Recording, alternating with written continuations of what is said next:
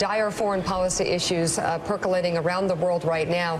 Who are you consulting with consistently so that you're ready on day one? I'm speaking with myself, number one, because I have a very good brain and I've said a lot of things. In fact, exactly. Two lines here. Two lines. I'm writing these down. I kind of look like Rachel here. Like I'm writing down studiously here. One, I'm speaking with myself. Yep. That's obviously cause for concern. Silent reflection. And two, of course, Willie, something that you say all the time. Every time we were watching Bob Costa's show, I go, Willie, how did you know he was going to say that? What do you say? I got a good brain, man. I got a good brain. I got a very good brain. I have a very good brain. Do you think so? You have one of the best brains. You're saying that really right now. seriously Yeah, one of the best brains. So that was President Trump speaking with us on Morning Joe, March of last year, 19 months ago. Now he's comparing his IQ with that of his Secretary of State, Rex Tillerson. Joining us now from the White House, NBC News national correspondent Peter Alexander. Peter, good morning. Help us sort this one out.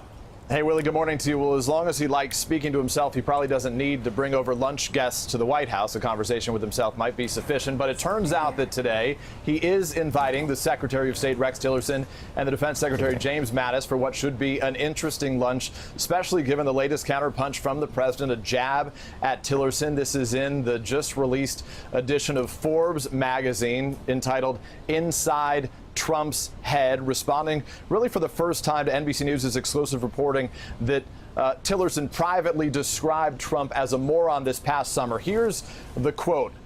President Trump says, "I think it's fake news, but if he did that, I guess we'll have to compare IQ tests, and I can tell you who is going to win."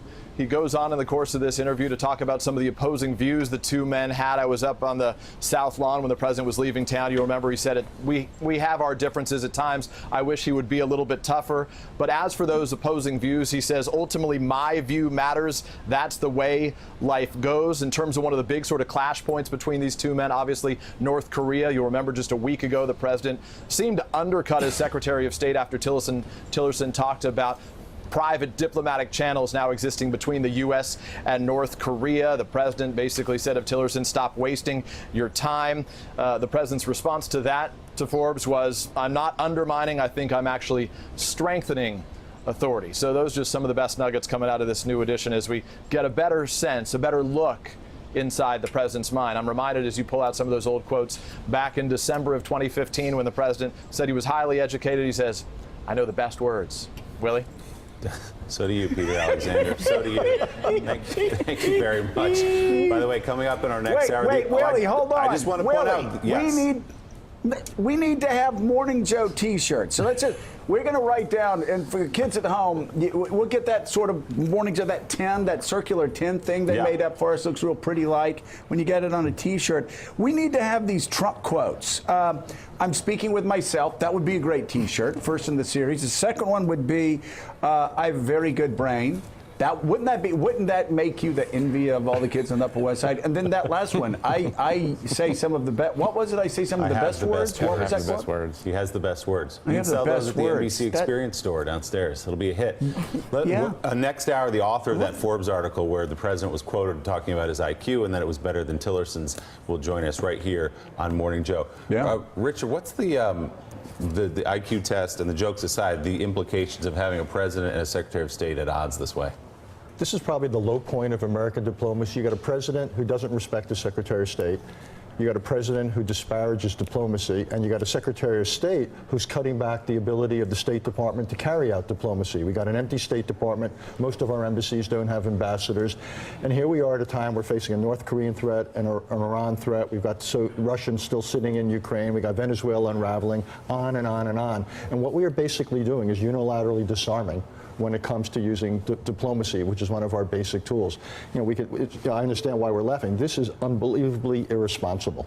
We are denying ourselves an essential tool of America's involvement in the world. Elise Jordan is joining us at the table as well. Elise, Is it true that we've surrendered diplomacy, or is it that Rex Tillerson is attempting diplomacy and others are attempting diplomacy and it's being undermined by the president? Well, I think that at the very top level, Rex Tillerson is attempting to pursue diplomacy, but he's being undercut by the president constantly. But to Richard's point, Tillerson has essentially dismantled the State Department as it has existed in modern American history. And so you look at countries where the embassies in the country, there's not an ambassador. And so local authorities aren't going and using the resources of the embassy. We aren't building those relationships. We have nothing at the country level. That goes back to, you look at the State Department, just the assistant secretary positions that are open. Right.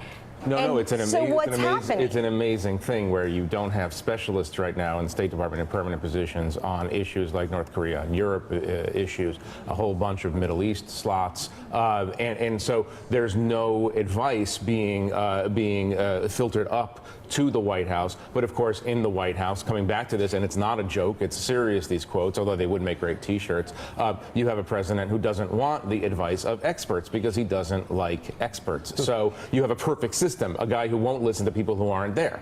There's a moment in the Brexit debate where one of the members of Theresa May's cabinet basically said, we don't need experts anymore. We've had it with expertise.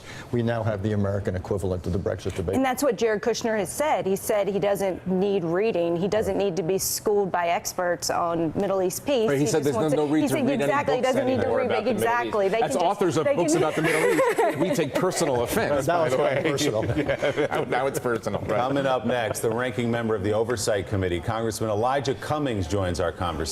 Morning Joe's coming right back. Thanks for checking out MSNBC on YouTube, and make sure you subscribe to stay up to date on the day's biggest stories. And you can click on any of the videos around us to watch more from Morning Joe and MSNBC. Thanks so much for watching.